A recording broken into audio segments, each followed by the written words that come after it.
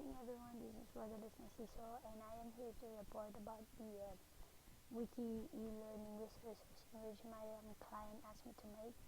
So I decided to use a Wiki space to present my photography aspect of e-learning. The main topic of it is the photography aspect about camera and lenses, in which it is moving away from point and shoot to auto. In these resources you can see the point and shoot cameras um, disadvantages and advantages using a point and shoot in a DSLR. A DSLR, it is a digital single lens reflex in which the lenses is swappable. You can read all the those um, disadvantages of point and shoot camera, which some of them it says the quality of it is not good compared to DSLR. Flexibility, because it's not upgradable. Limited controls compared with the DSLR. Fewer capturing of the photography. Shooting in the dark, it's hard for you to shoot in the dark because the point and shoot doesn't have the capabilities of a night photography. Most point shoot camera are limited in the fast than they capture in compared with DSLR.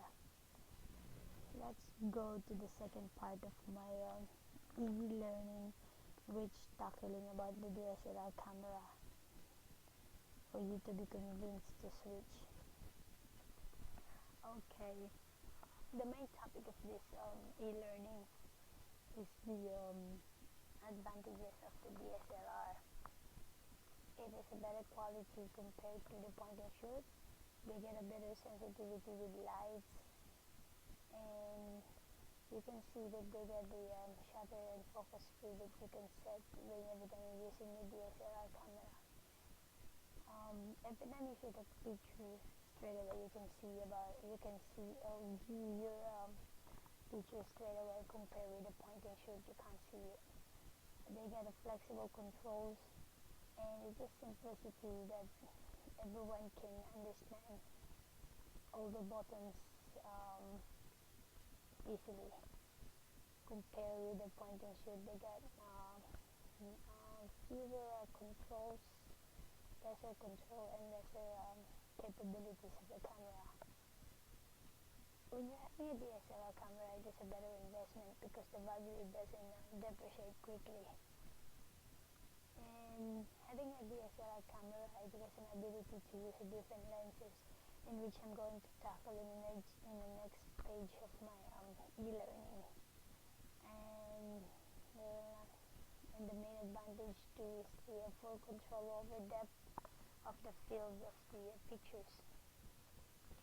Let's go on with the top of the range camera.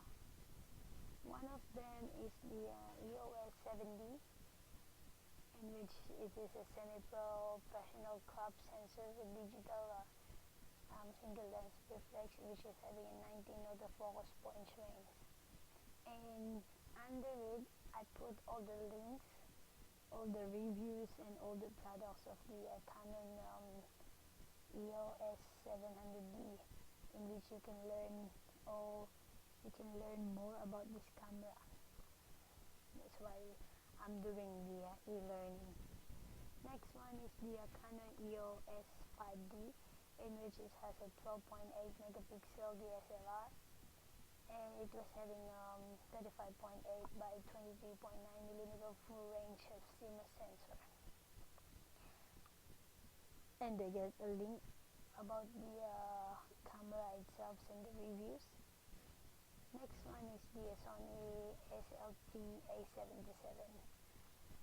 This camera is being equipped with 24.3 MP HD CMOS sensor, and it has 12 HPS burst shooting mode. And the multi-frame is they get a noise reduction. Next one is the Sony SLT A65. It is a top tier Sony's mirrorage with the Alpha SLT camera line. It got a 15.8 point autofocus sensor with a 3-cross type sensor. Let's go in Nikon product. I got one here, which is a Nikon D7100. It has a 24.1 effective megapixel CMOS, and it has a 3-image processing engine. You get a multicam 3500 DX autofocus sensor. The other one, top of the range of Nikon, is the Nikon 5200. It is newly developed to be a 24.1 megapixel DX format CMOS image sensor, in which you can live view shooting mode in a contrast detect of the face priority autofocus. That's a new feature of this camera. So every camera that I put in my e-learning, they get a link in which you can review and search all the products in the internet, and you can learn a lot from it. Then they got some tutorials. Next page is the different lenses. In every DSLR camera, they got a different lenses to use. They got lots of camera lenses to use. It depends what sort of priority as a photographer would you like. One of them is the ultra wide lens, in which they tackle ultra wide angles camera in 2 varieties. It do have fisheye lens and the rectilinear lens. In the fisheye lens, it is curlinear barrel distortion of the visual angle, in which it has 180 degrees in one direction. That's why it's called a fisheye, because the picture is a bit curvy. That's why it says fisheye. The other one is the rectilinear lens. Mostly it was used by cinematography, sometimes to achieve a 3-dimensional perfection distortion. Other kind of camera that can use is the portrait lens. If you are focusing into portrait photography, you can use this 24 by 70 millimeter Canon, in which you can have a fast lens for focal length between the 80 millimeter and 135 millimeter to have a best picture portrait picture. That it just needed to get a face into the image frame. And I get the sample picture of the portrait. Next one is the telephoto. This telephoto lens is usually used by photographer in sports and wildlife photography, because they get a focal length between 135 millimeter and 300 millimeter lens.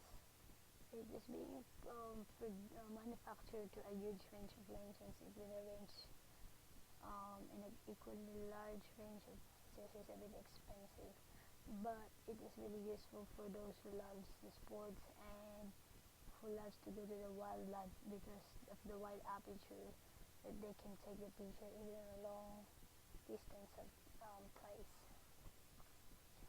The last lens that I'm going to tackle is the micro lens, in which I do have an example of here is the Canon EF 100mm. It is up-close photography, which usually with a very small subjects to make it bigger.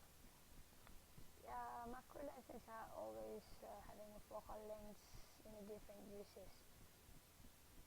Continuously focal length individually with a micro object. You can use a 45 by 65 millimeter product photography.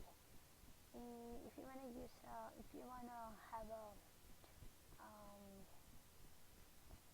picture with the insects or the flowers, you can use the 90 by 105 millimeter. So if this is your forte about the tiny organism to make it bigger, you should use this macro lens. And I even have some links so it's easy for you to understand.